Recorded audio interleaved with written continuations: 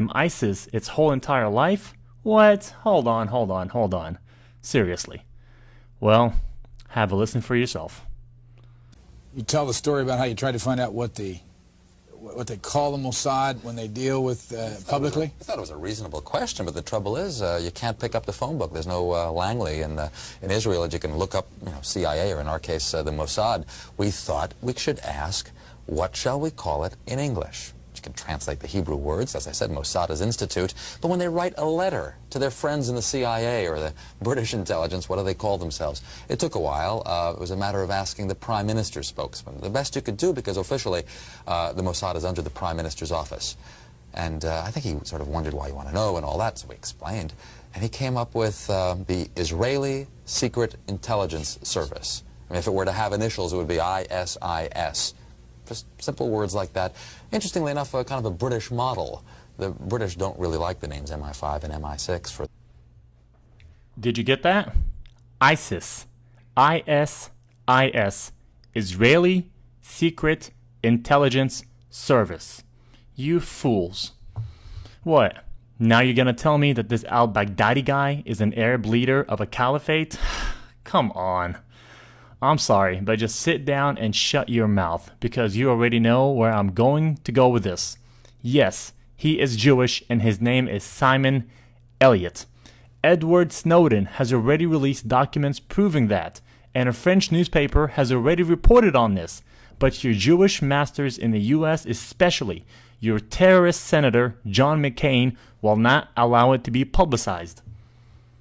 And here is the same Jewish terrorist, Simon Elliott, masquerading as a leader of the Islamic Caliphate. And here he is hanging out with your senator, John McCain, orchestrating and funding the new terrorist group. This is all nothing but a charade. And do not think for a minute this is just an isolated incident. They have been doing this for a long time. It is time to round up and arrest the majority of U.S. congressmen, senators, politicians, bankers, Wall Street executives, and corporate leaders, because they are all guilty of treason. And in this next clip, I will show how the majority of the quote-unquote Muslim terrorist leaders are actually Jewish and are masquerading as leaders of some sort of radical group only to sell you the propaganda right here in the media in the United States. Adam Gadon, the so-called American Al-Qaeda who proclaimed himself the media maven, if you will, for Al-Qaeda, and was helping to produce a lot of these so-called Al-Qaeda videos that were all over the internet that made Al-Qaeda look really bad and made the Muslims look bad. Should you fail to comply in full, we will deem it sufficient justification to continue to fight and kill Americans. Come to find out, Adam Gadon's real name was Adam Perlman. And not only was he, in fact, Jewish, he was the grandson of a member of the board of the Anti-Defamation League.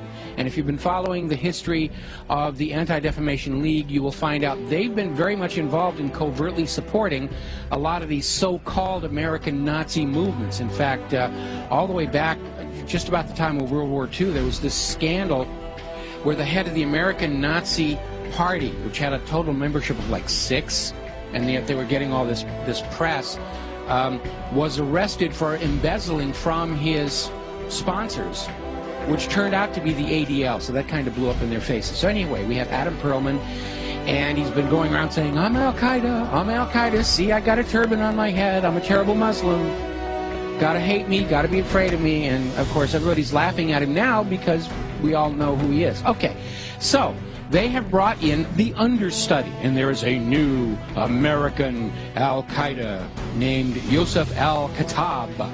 Ooh, big scary name, and they've got a picture of him out there where he's holding all these guns and knives, and he's dressed up like a wannabe Rambo, and he's scowling at the camera, and he supposedly has this website with things in it, like pictures of the Statue of Liberty with an axe buried in the back of the head. I mean, very heavy-handed, very over-the-top. There was also a link to a puppet show mocking Danny Pearl's beheading. Take a look.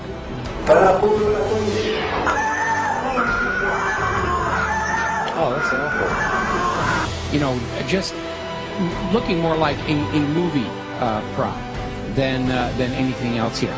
So as it turns out, this is another fake. His real name is Joseph Cohen. He's a 39-year-old New York City taxi driver, as you mentioned. He called himself Yusuf Al-Khattab, but he was born Joseph Cohen here in America. He is a Jew.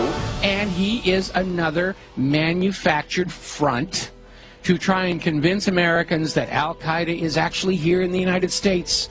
This is why we've got to be doing this, doing surveillance on the American people and reading their email and listening to their phone calls and all this stuff, because you never know when we're going to get into a situation with the American Al-Qaeda. And it's all a front. It's a fake. He's up there. He's there to try and create an enemy that doesn't really exist, in order to justify the totalitarian treatment of the American people and to encourage us to go and attack them before they kill us. They're already here on the home front. We've got to go bomb those gosh darn Muslims, because they're infiltrating America, and they're ripping tags off of couch cushions, and they're causing global warming, and we've got to go and it's nonsense. It's all war propaganda. You guys need to listen to me very, very carefully, especially to the American audience. Your country is under attack, and it is not under attack